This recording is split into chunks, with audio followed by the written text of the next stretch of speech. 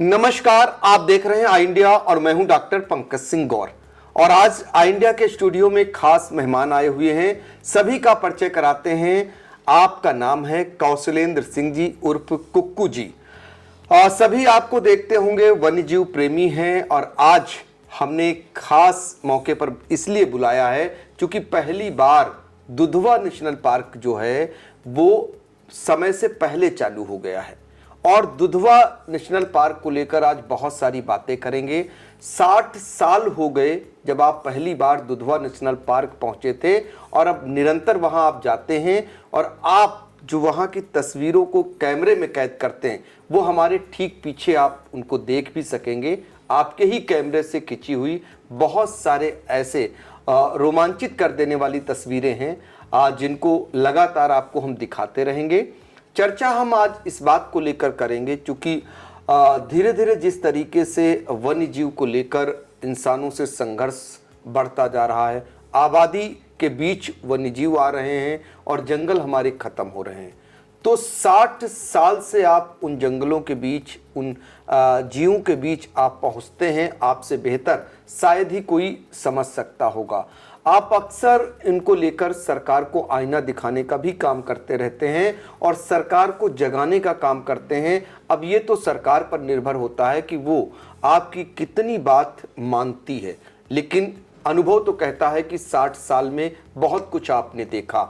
हम आज जानने का प्रयास करेंगे। बहुत सारे लोग नहीं जानते होंगे कि पहले जंगल में कई उसको मारने का एक परमिट मिलता था, शेर का भी मारने का परमिट होता था और उस समय भी आप शिकार करने जाते थे। तो अभी आप दुधवा नेशनल पार्क से ही लौटे हैं और सीधे स्टूडियो पहुंचे हैं। पहले तो आपका स्वागत है। मेरा पहला सवाल सर ये है कि दुधवा नेशनल पार्क कब पहली बार आप गए थे और जब गए थे तो वहां के हालात क्या थे और आज वहां क्या कुछ बदलाव नजर आ रहा है? देखिए, मैं सबसे पहले तो 1957 में अपने पिताजी और उनके मित्रों के साथ गया था और 15 दिन का परमिट होता था। तो एक तो कुछ चीज़ें मुझे अभी भी उस वक़्त की यादें, बहुत छोटा था मैं, कि आप यकीन नहीं करेंगे जंगल में उस समय एक जो डिसिप्लिन होता है अफसर का, कि सुबह के वक्त एक आदमी वहाँ पे सड़क पे, जंगल की सड़क पे झाड़ू लगा के साफ़ करता था कि रास्ता बिल्कुल साफ़ सुथरा और बढ़िया दिखाई दे। तो अंतर तो बहुत आया है। अब ये चीज़ें देखने को नहीं मिलेंगी। अब तो बहुत दबाव डालने पे मैं बराबर कहता रहता हूँ। जैसे किशनपुर में मैं घूमते घूमते मैंने डीएफओ से कहा कि भाई किस तरह की सड़क आपकी हैं कि हमारे ऐसा बुज़ुर्ग आदमी गाड़ी कूदती हुई जाती है, कहीं चोट भी हम खा जाएं। तो ये बहुत छोटी छोटी चीज़ें हैं जिनको इन लोग को किसी तरह से ठीक बना के रखना चाहिए। अच्छा, जब आप इतने जंगलों में घूमते होंगे, कितना आमना सामना हुआ है ऐसे जीव जंतुओं से आपका? बहुत, कई बार। और देखिए, एक चीज़ आप समझ लीजिए कि लोगों को अब आज के दिन गलत धारणा है।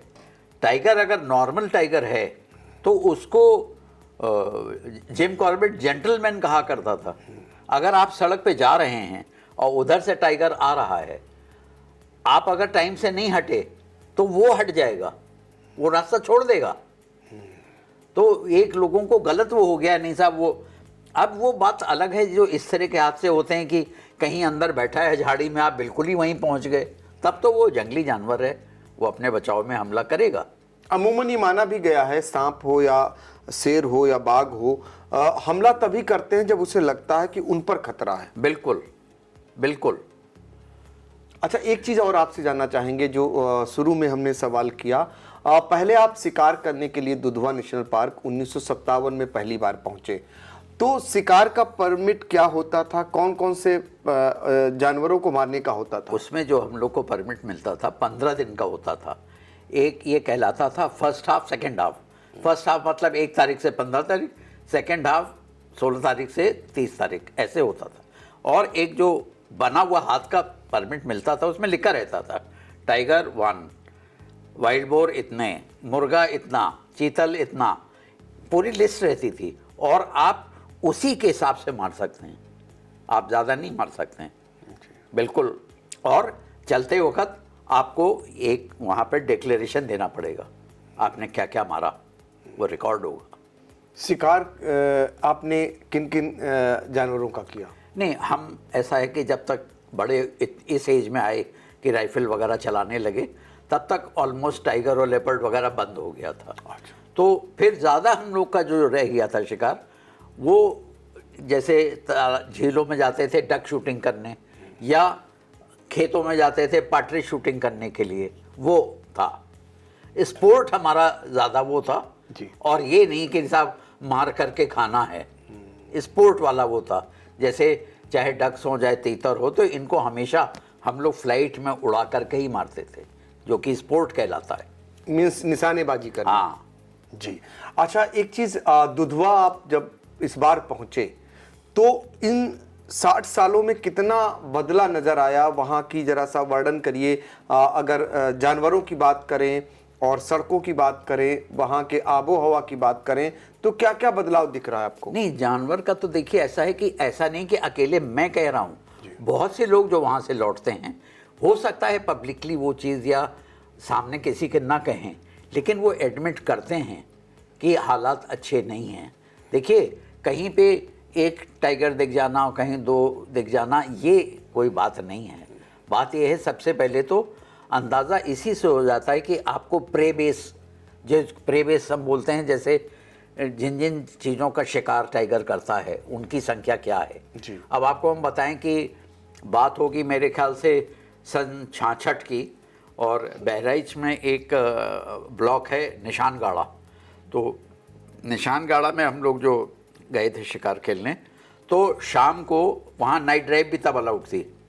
तो शाम को जो गाड़ी ऐसे करके घूमती थी, तो जितनी दूर में लाइट पड़ती थी, कम से कम 2-2.5 हज़ार चीतल आँख चमकती थी खड़ा हुआ। तो वो कहाँ, अब तो कहीं 2 चीतल दिखे तो वो गाइड कहता है, अरे साहब देखिए चीतल जा रहा है। ये प्रेबेस नहीं है जी। तो अब वो जिनका शिकार करता है बाघ, तो वो खत्म हो रहे हैं वो पक्षी या पशु?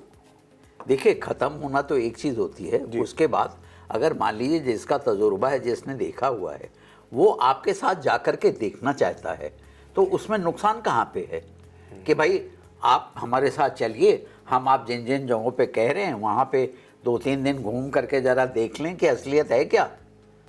अभी तो हम अपनी कुछ कह रहे हैं, आप सुनने को तैयार नहीं हैं, तो तय कैसे होगा?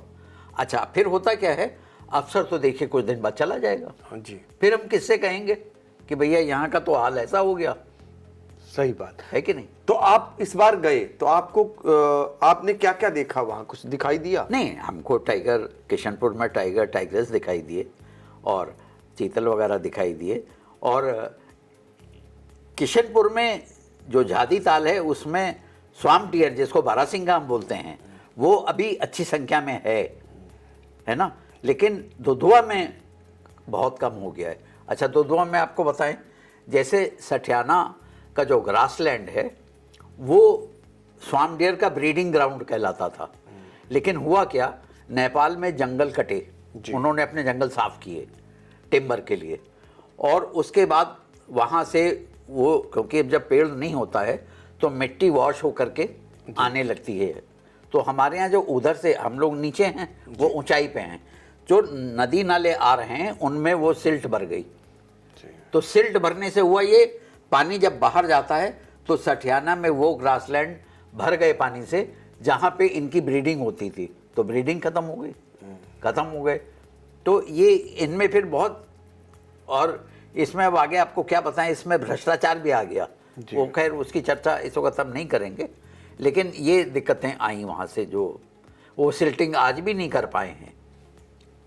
एक चीज़ और जानना चाहेंगे सर कि जैसे अब जंगली जानवरों का आप देख रहे होंगे कि आबादी की तरफ उनका तेज़ी से आना, अक्सर आप जिलों में देखते होंगे कि कई बार संघर्ष हो जाता है, कई बार आवाज़ें उठती हैं कि बाघ आया और फला किसान को खा गया, तेंदुए ने हमला कर दिया, या अन्य तमाम ऐसे जानवर आ रहे हैं। इसका कारण क्या मानते हैं, इसकी रोकथाम कैसे हो सकती है?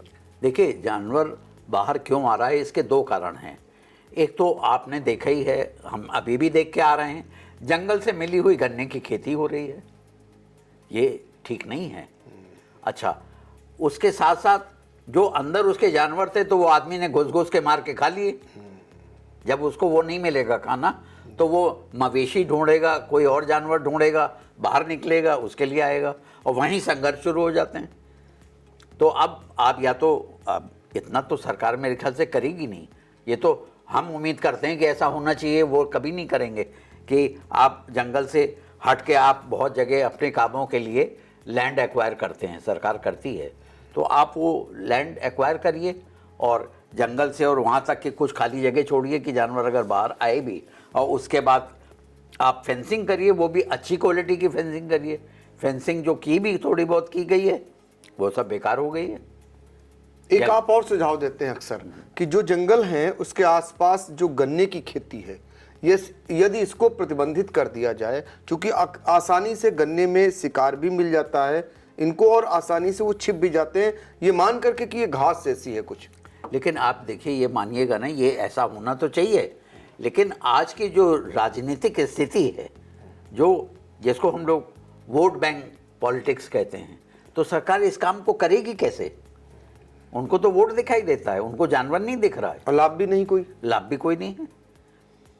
अच्छा, एक और चीज़ मैं बराबर लोगों से कह रहा हूँ, देखिए बहुत साल पहले फॉरेस्ट डिपार्टमेंट की जो अप्रोच है वो कमर्शियल होती थी कि हम टिम्बर से पैसा निकालेंगे।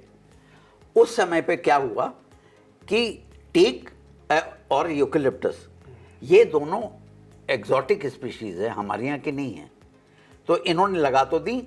अब हमारे जितने टाइगर रिजर्व हैं उनमें टीक और यूकेलिप्टस खूब खड़ा हुआ है।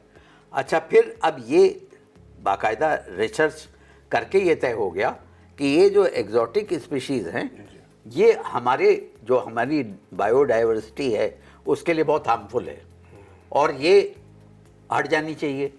तो उसमें ये मैटर सुप्रीम कोर्ट में भी गया, तो सुप्रीम कोर्ट ने भी एग्री किया कि ठीक है, एक उनकी जो वो कहलाती है, कौन सी बॉडी है वो, उसके सामने इनको जाना होगा जी। और ये उन टीक को, और आप अंदाज नहीं लगा सकते हैं, ये हर काम जो नहीं होता है कहते हैं हमारे पास फंड नहीं है, उससे तो इनको इतना पैसा आएगा कि सारे टाइगर रिजर्व सब बहुत बेहतरीन हो जाएंगे।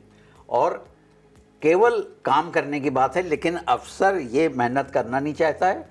और ये चीज़ मैंने आंखों से देखी, उत्तराखंड में हुआ है जी। और उन्होंने जो टीक का जंगल साफ किया, उसके बाद मज़े की बात क्या है, आज मैं दूसरी बात कहने लगा हूँ, आपको पेड़ लगाने की ज़रूरत नहीं है, बचाने की ज़रूरत है जी।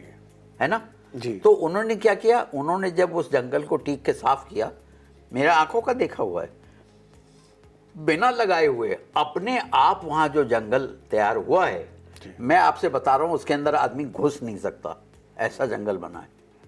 वो जंगल चाहिए हमको। तो यानी कि उत्तराखंड में जो जंगलों को लेकर काम हुआ वो उत्तर प्रदेश में होना चाहिए। यस। और आप ऐसे में चूंकि उत्तराखंड के रहने वाले मुख्यमंत्री योगी आदित्यनाथ हैं, तो उसको आत्मसात कर सकते हैं। क्यों नहीं, क्यों नहीं, ये सुझाव है आपका? है, बिल्कुल करना चाहिए। कहाँ कहाँ आप कितने जंगलों में अब तक जा चुके हैं, कितने पार्कों में ऐसे जहाँ पर जीव जंतु और जंगल पाए जाते हैं?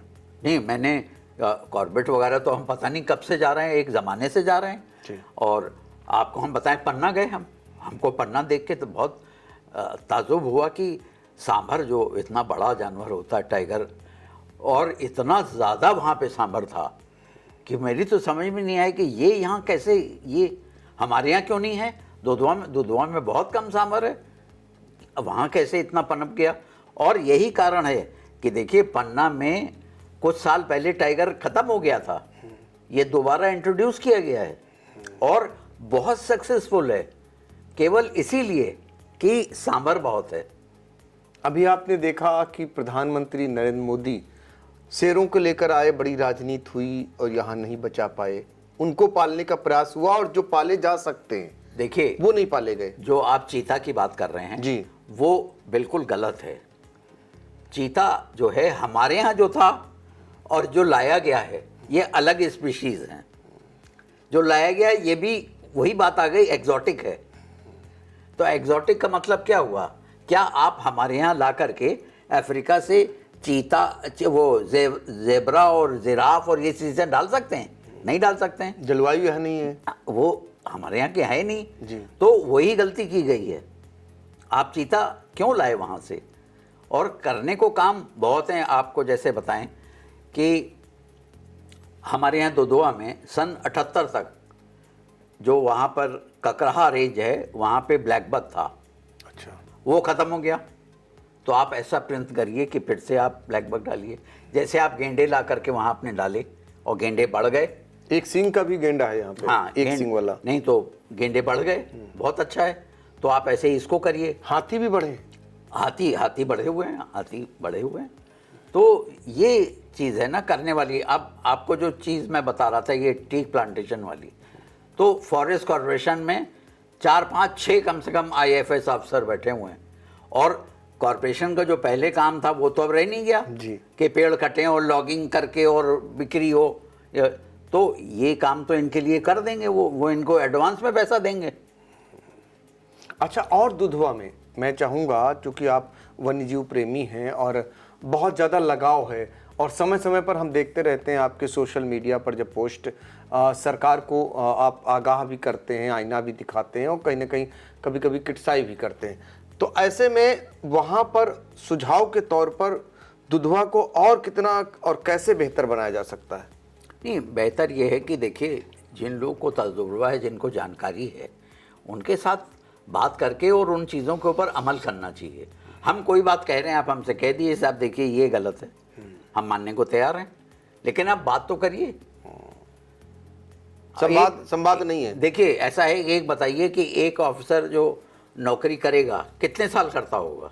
30 साल, बस 30 साल। सही बात। और हम 50 साल हो गए हमको, और अभी तो जितने दिन हम हैं तो कर ही रहे हैं। तो बात तो करनी चाहिए ना। अनुभव बोलता है। अनुभव बोलता भाई है। उनसे ज्यादा अनुभव हो गया ना, और आप पर्टिकुलर वहां जा रहे हैं तो आप उसको उसी हिसाब से मान रहे हैं। अफसर एक जगह रहता है फिर अगली जगह चला जाता है। एक तो देखिए, और सबसे बड़ी जो खराबी मैं देख रहा हूँ, इन लोगों का काम जो है बहुत ही पब्लिसिटी ओरिएंटेड हो गया है। अब जैसे अभी मान लीजिए 5 तारीख को उद्घाटन होना था, खुलना था सीजन, 5 महीने के बंदी के बाद खोलना था। दुधवा था, कतरनिया था, और देखिए जरा कितना ड्रामा किया है। अच्छा, क्या हुआ जरा बैठ के मालूम पड़ा वहाँ कतरनिया में मंत्री जी हवन कर रहे हैं और गार्ड ऑफ ऑनर उनको दिया गया। ये इनसे क्या होगा, है कि नहीं? इससे ज़्यादा ज़रूरी है कि आप ये तो देखिए कि जो टूरिस्ट आएगा तो उसको फैसिलिटी क्या दे रहे हैं। कोई इंतज़ाम नहीं है। क्यों? कोई जहाँ पे टूरिस्ट के लिए बना है वहाँ ना कोई अफसर जाता है ना मंत्री जाता है, उनके इंतज़ाम अपने अलग होते हैं। तो इन चीज़ों को देखना चाहिए कैसा है क्या है। देखिए, ये अनुभव बोल रहा है, आप सुनिए जरा, समझिए कि इस बार समय से पहले जरूर पार्क का शुभारंभ हो गया, खोल दिए गए पर्यटकों के लिए, लेकिन वहां पर व्यवस्था देखकर आप दुखी हैं। व्यवस्था ये कि जब मंत्री जी, उत्तर प्रदेश सरकार के वन मंत्री सक्सेना जी पहुंचते हैं, अरुण सक्सेना जी, तो उनके लिए क्या कुछ इंतजामात होते हैं, और जो पर्यटक पहुंचते हैं दूर दराज से, वो पूरा साल भर इंतजार करते हैं कि जब इस बार जाएंगे तो वहाँ उन्हें ये सुविधाएं मिलेंगी, वहाँ का नज़ारा बदला होगा, लेकिन वो कुछ दिखाई नहीं देता है। तो आप जब मंत्री जी गए होंगे तो आप भी देखे होंगे कुछ जगह पर कुछ जगहों को प्रतिबंधित कर देते हैं, लेकिन क्या VIP कल्चर भी चलता है कि नहीं, बिल्कुल, उनके लिए? बिल्कुल जी, मैं गवाह हूँ, मेरे सामने। वो डिप्टी डायरेक्टर ने पहले तो लोकेट किया टाइगर कहाँ है, फिर इनको रेस्ट हाउस से बुलाया गया डॉक्टर अरुण सक्सेना मंत्री जी को, और अगर वहाँ पहुँच गए थे, जितना दिख रहा था टाइगर उतना ठीक था, लेकिन इनके लिए और टूरिस्ट गाड़ियों में बैठे रुके हुए थे उसी जगह, बैरियर को हटा करके, और जो वर्जित क्षेत्र है उसमें गाड़ी में, और वो भी इनके साथ 8-10 लोग लदे हुए थे उस गाड़ी में, और जाना टाइगर के पीछे देखने के लिए, ये गलत था, ये बिल्कुल ही गलत था। और अगर ये कहा जाए कि नहीं साहब वो मिनिस्टर हैं, वो तो कहीं भी जा सकते हैं, हाँ जा सकते हैं, कोई खास पर्पस अगर हो, टाइगर के पीछे पीछा करके नहीं जा सकते। वो प्रतिबंधित एरिया था क्या? हाँ, प्रतिबंधित एरिया था, बिल्कुल। अच्छा, वहाँ मंत्री जी गए? उसमें देखिए, अच्छा तो ये होता कि सीनियर मिनिस्टर हैं तो इनको खुद कहना चाहिए था ऑफिसर से कि नहीं, मैं ये बैरियर क्रॉस करके नहीं जाऊंगा, बाहर दिख जाएगा कहीं, जैसे और देख रहे हैं हम भी देखेंगे, लेकिन हम ये नहीं करेंगे। ये बिल्कुल गलत किया उन्होंने। उनको बड़प्पन दिखाना चाहिए था। बिल्कुल, और फिर वो मंत्री थे, अगर वो अनुसरण करते तो उनके साथ जो गए होंगे वो भी वही पालन करते। हाँ। लेकिन उन्होंने वही काम किया कि खुद भी गए और अपने साथ लोगों को भी ले गए। तो ये देखिए, मैं फिर कह रहा हूँ, अगर मान लीजिए ऑफिशियल किसी काम से वो अकेले ऑफिसर के साथ जाते, है ना, कि देखने के लिए या कोई खास बात है, लेकिन कोई पर्पस होता, ये पर्पस नहीं है कि आप एक टाइगर को फॉलो कर रहे हैं गाड़ी में और जा के देख रहे हैं, ये उनको बिल्कुल नहीं करना चाहिए था। और अच्छा, बात करें दुधवा को लेकर, तो दुधवा में और आप 60 सालों में क्या बदलाव देख रहे हैं? सड़क आप मान रहे हैं कुछ ठीक हो गई, बेहतर हो गए आने जाने का यातायात? देखिए, मुद्दे तो बहुत हैं, आपको बताएं। जो जैसे सुप्रीम कोर्ट ने बार बार ये कहा, जो पार्क का कोर एरिया है, कोई भी पार्क का कोर एरिया है, उसमें टूरिज्म जो है 20% अलाउ होगी, पूरे में नहीं। खैर, इन्होंने तय कर लिया। अब दुधवा में कोर एरिया जो है, उसमें एक गांव है जिसका नाम है सुरमा। उस सुरमा गांव में करीब 4-5 हज़ार आदमी रहता है। अच्छा। खेती है, हर तरह के काम धंधे हैं, ट्रैक्टर, ट्रॉली, बस सब है। वो बिल्कुल कोर एरिया में है। अच्छा, उसको लेकर के जब जिस ज़माने में ये बात चली कि अब पार्कों से ये गांव रिलोकेट किए जाएंगे, बाहर जाएंगे, और ऑलमोस्ट सब जगह चले गए। ये गांव वाले जब डरे कि हम बाहर होंगे, तो ये खुद हाई कोर्ट गए। ओह। अच्छा, जब हाई कोर्ट गए और बहुत साल मुकदमा चला, अल्टीमेटली ये हुआ कि कई साल बाद फिर इन्होंने मान लिया। इनको जब ये लगा कि नहीं, इन्होंने मान लिया। और जो जस्टिस भल्ला थे, उनका ऑर्डर मेरे पास आज भी रखा हुआ है। उन्होंने 3 महीने का टाइम दिया कि आप 3 महीने में फॉरेस्ट डिपार्टमेंट इनको रिलोकेट करके बाहर ले जाए। और कोई जगह निर्धारित हो गई, और एक पॉलिसी है कि हर फैमिली को एक आप मकान बना के देंगे और इतना पैसा देंगे और इतनी लैंड देंगे। ये था। 3 महीने गुजर गए और साहब फॉरेस्ट डिपार्टमेंट नहीं करा पाया। तो जब पूछा गया क्या हुआ, तो कहेंगे साहब वो जहाँ पे ले जाना था वो ऑलरेडी इनक्रोच है। ओह। और हमको डिस्ट्रिक्ट एडमिनिस्ट्रेशन ने हेल्प नहीं की कि हम उसको हटा सकें, तो वो वहीं पड़ा रह गया। तो वो हाई कोर्ट का ऑर्डर, उसके बाद दोबारा मैं भी एक बार गया हाई कोर्ट, PIL फाइल की, और उसमें एक जस्टिस सुधीर अग्रवाल ने ऑर्डर किया।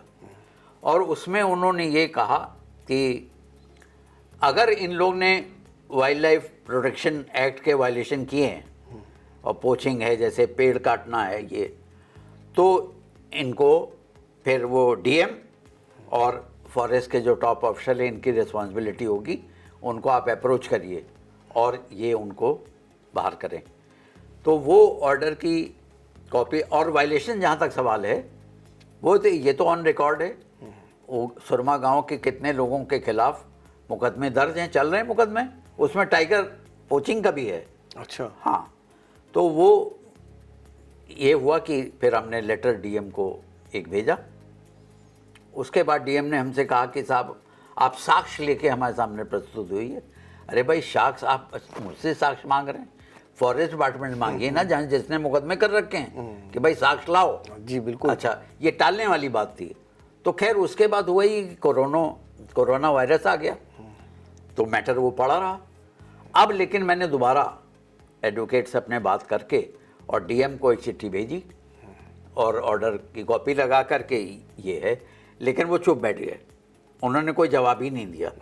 तो अब या तो हम लोग एक और फाइल करेंगे PIL कि साहब वो DM तो हमारी बात सुन नहीं रहे हैं, ये सुनवाई नहीं है। जो सुझाव देना चाहते हैं, जो आपके पास अनुभव है, जंगल को बेहतर कैसे बनाया जा सकता है, या उसमें रहने वाले पशु पक्षियों के लिए क्या किया जा सकता है, और आबादी को वहाँ से हटाने के पर्पस से जो लड़ाई इतनी लड़ी गई, उसको लेकर जिम्मेदारों तक बात को पहुँचानी हो, तो जिम्मेदार सुनना नहीं चाहते। वो आप उसका उदाहरण दे रहे थे। दुधवा आप इस बार घूम आए, लेकिन मन भरा आपका? अब हमारा तो देखिए, हमको जंगल जाना ही बहुत अच्छा लगता है। आज सवेरे जैसे एक 10 साल से एक टाइग्रेस को हम देख रहे हैं जिसका नाम बेलडंडा रख दिया गया है, क्योंकि वो एरिया बेलडंडा है जहाँ वो ज़्यादा रहती है। बेलडंडा? हाँ, उसका नाम है, टाइग्रेस का रख दिया है बेलडंडा। 10 साल से हम उसकी तस्वीर खींच रहे हैं। और वो इस वक्त उसके साथ बच्चे 4 थे, तो 5 महीने का टाइम निकला तो बच्चे उस वक्त छोटे थे, इसीलिए मैं तुरंत गया कि देखें बच्चे कितने बड़े हो गए। और आज मैंने उसको जो है मुश्किल से शायद 20 मिनट मिस किया। 20 मिनट मैं दूसरी तरफ घूम रहा था, और जब आया लोगों ने कहा कि साहब आप कहाँ थे, और हम लोगों ने 20 मिनट तक बच्चों को और माँ को देखा, और हमारा पर्पस उसी को देखने का था। तो मिस कर गए हैं, लेकिन अब जल्दी ही दोबारा आएंगे बच्चों को और उसको देखने के लिए। तो अब बेलडंडा नाम आपने रखा या वन नहीं, विभाग? वहीं लोकल लोगों ने, क्योंकि बेलडंडा का मतलब क्या हुआ? वो एरिया जो वहाँ पर है, अच्छा। उस एरिया का नाम बेलडंडा है। अच्छा। तो उसको कहा जाता है बेलडंडा। अच्छा, लाइफ क्या होती है अगर बाघों की बात करें, तेंदुओं की बात करें? नहीं, टाइगर कैप्टिविटी में तब भी थोड़ा ज़्यादा रह जाता है, और आप वैसे वाइल्ड में 15 से 20 साल के बीच में समझिए। अच्छा, आंकड़े जो बताते हैं, जो अधिकारियों के आंकड़े आते हैं कि वहाँ पर बढ़ रही है निरंतर तादाद तेंदुओं की, बाघों की, हाथियों की, बारहसिंघा की, और तमाम बताते हैं, दावे करते हैं। ऐसा है हकीकत में वहाँ, लगता है आपको? नहीं, देखिए डिसबैलेंस जैसा है। ओह, कुछ चीज़ें तो बढ़ जाती हैं, जैसे हाथी को मारने वाला कोई नहीं है, हाँ जी। वो तो खाता पीता घूम रहा है, बढ़ रहा है। लेकिन बाकी जानवर, जिसको आदमी भी मार रहा है, जानवर भी मार रहा है, तो उसमें दिक्कत आ रही है। तो ये तो मैं कहता हूँ कि अगर यही हालात रहे तो दुधवा में मालूम पड़ा मगर और अजगर और हाथी 3 चीज़ें बचेंगी, फिर बाकी तो मुश्किल है बहुत। अजगर वगैरह हैं? हाँ, वो है। तो वो किसका शिकार करते होंगे? बंदर, कुत्ता। अच्छा, कैसे खींच लेते हैं, क्या करते हैं? नहीं, वो तो उनकी ये है कि घास में पड़े हुए हैं, अगर कोई जानवर पहुंच गया लपेट लिया। अच्छा, आपको मिले कभी? क्यों नहीं, मिल जाते हैं, दिखाई दे जाते हैं। अच्छा, कभी लगा आपको, खतरा भी लगा आपको कि बहुत ज़्यादा कभी पास में पहुँचे हो, लगा हो कुछ देर के लिए? नहीं, टाइगर के साथ देख चुके हैं कई बार। जैसे हमारा एक्सपीरियंस कॉर्बेट का है। हम 3 भाई थे और मचान पे थे, और हाथी ने दो बार हांका किया, टाइगर नहीं निकला। तो हम लोग ज़रा ये कि शिकारी आदमी है, यहाँ टाइगर है ही नहीं, और मचान से नीचे उतर गए, और एनडीए के स्टूडेंट ऊपर खड़े हुए थे 15-20, हम लोग उतर गए। और वो हाथी के जो पहलवान थे, उन्होंने तय किया कि नहीं, एक बार और हांका करते हैं। जब उस बार उन्होंने हांका किया तो वो दबा कहीं बैठा हुआ था, और बड़ा नाराज़ होकर के और बिल्कुल हम लोग के बगल से निकल गया, और दुम ऐसे उठाए हुए हाँ करता हुआ।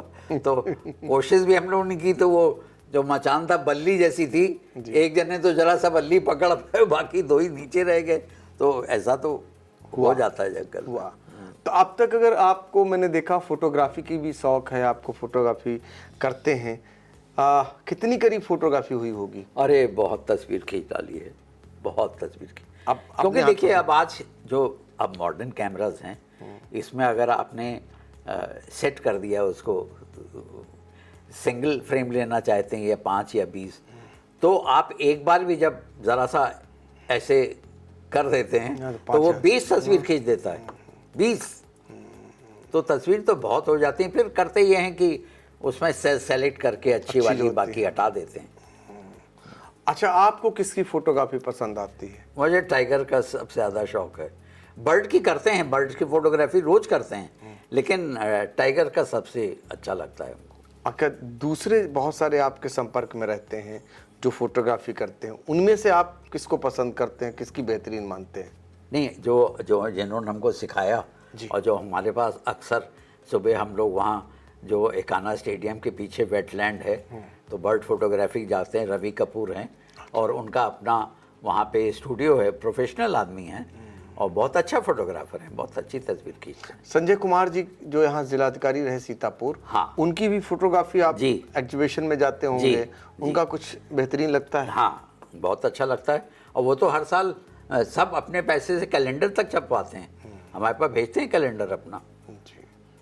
उनके मैसेज भी आते हैं व्हाट्सएप पे? हाँ, सबसे बड़ी बधाई भी उसी से देते हैं। नहीं, सबसे बड़ी बात यह है कि वो बहुत अच्छे अफसर हैं, और मैंने एक बार बहुत कोशिश की थी कि ये फॉरेस्ट में आ जाएं, सीनियर ऑफिसर हैं, तो वो कुछ थोड़ा सा बहुत वो नहीं थे आने के लिए फॉरेस्ट में। लेकिन आपको मैंने जितना समझा है, सुना है कि आपके मुताबिक जो सरकारें हैं, वन मंत्री जिनको बनाती हैं या जो अफसर नियुक्त करती हैं, वो आपके मुताबिक उन्हीं लोगों को बनाना चाहिए जिनकी दिलचस्पी हो बिल्कुल ऐसी चीज़ों में। बिल्कुल बिल्कुल।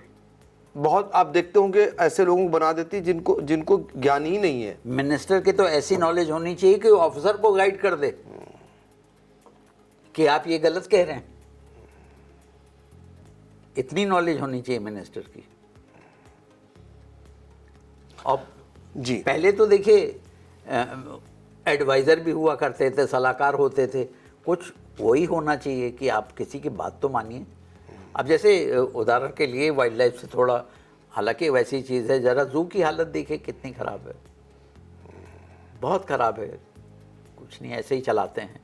आज की तारीख में ज़्यादा काम पब्लिसिटी का हो गया है जी, कि शहर भर में आपने होर्डिंग लगा दी कि हमने इतने करोड़ पेड़ लगा दिए। वो बचेंगे नहीं बचेंगे क्या होगा इससे मतलब हर नहीं साल है। रिकॉर्ड बनता है, जमीन पर वो नजर नहीं आता। ये कोई पब्लिसिटी की चीज़ नहीं है। आप किससे कहना चाहते हैं कि आपने इतने करोड़ पेड़ लगा दिए तो दिखाई देंगे, बड़ी अच्छी बात है। तो तरीके ही अब बदल गए हैं, चीज़ें बदल गई हैं।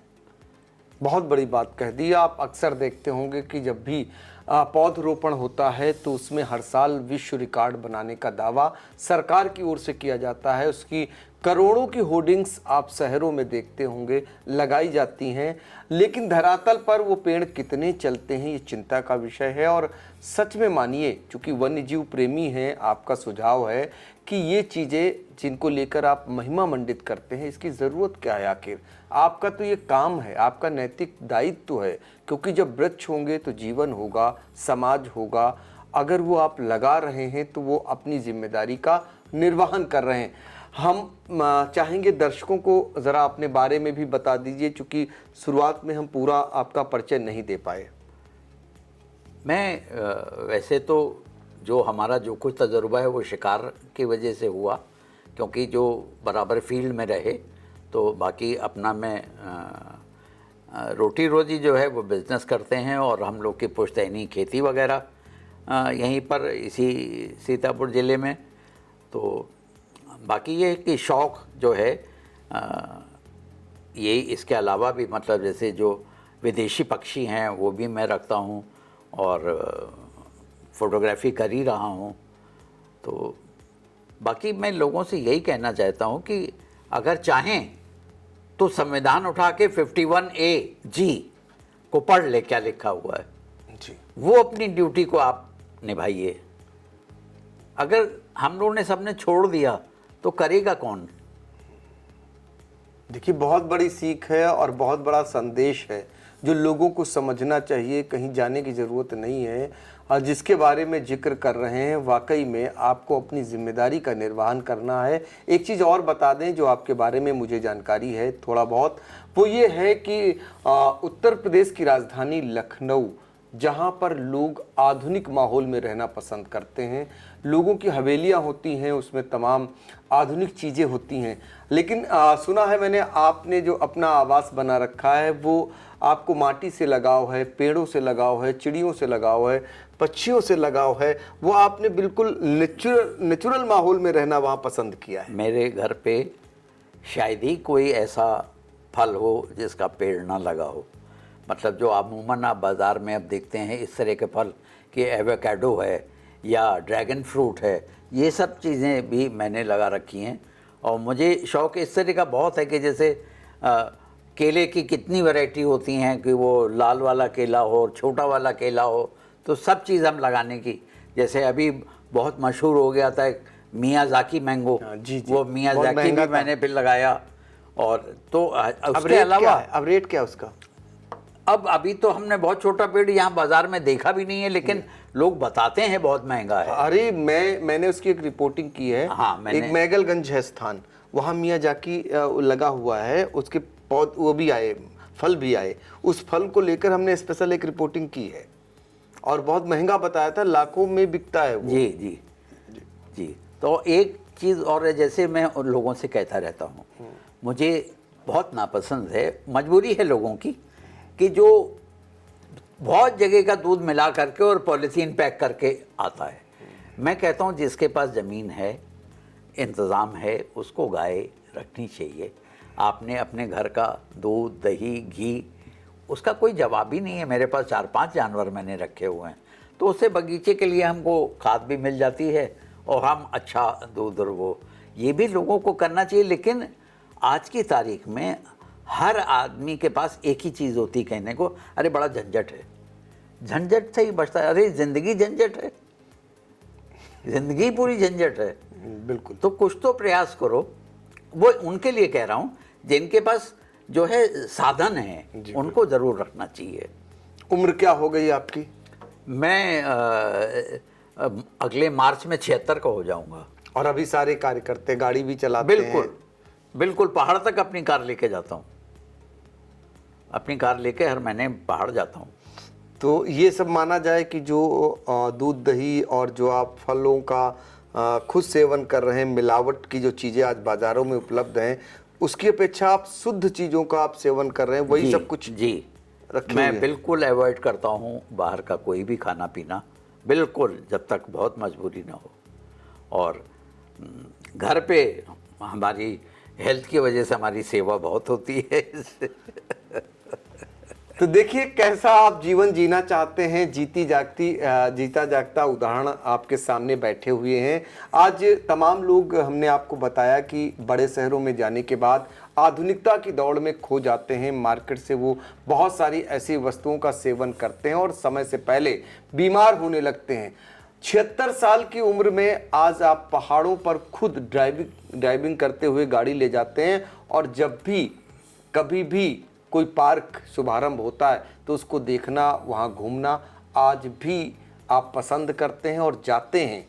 घर में कैसा माहौल बना रखा है और आप कैसा जीवन जी रहे हैं, ये सारा कुछ आपने साझा किया। और पार्कों, और जैसे दुधवा नेशनल पार्क हैं और जितने पार्क हैं, उनको और कैसे सरकार व्यवस्थित रख सकती है, वहाँ पर और क्या कुछ कर सकती है पशु पक्षियों के लिए, उसका सुझाव दिया। चूँकि वन्य जीव प्रेमी हैं, आपको बेहतर लगाव है, उनके बीच रहने के आप आदी भी हैं और पसंद भी है आपको वो माहौल, तो हम चाहेंगे, उम्मीद करेंगे कि सरकार आपके सुझाव पर अमल करे, ताकि आने वाली पीढ़ी, जो जंगल हैं, जो पशु पक्षी हैं और जिनको देखने के लिए हम वहाँ पहुँचते हैं, उनको हमेशा की तरह देखते रहें। आपने सर बातचीत की, आपका बहुत शुक्रिया। आई इंडिया की परफॉर्मेंस का रिपोर्ट कार्ड एनालिसिस रिपोर्ट में गढ़ा गया नया कीर्तिमान। 15 सितंबर से 12 अक्टूबर तक का हाल, 28 दिनों में 30 लाख व्यूज हुए पार, 1.25 लाख घंटे वॉचिंग का ग्राफ, 7500 बने नए सब्सक्राइबर्स, 1 लाख से ज्यादा दर्शक रोज देख रहे आई इंडिया, 5000 घंटे पहुंची डेली वॉचिंग। शुक्रिया हम पर भरोसा जताने का, संकल्प बेहतर से और बेहतर बनाने का। देखते रहिए आई इंडिया, खबर आपकी, नजर हमारी।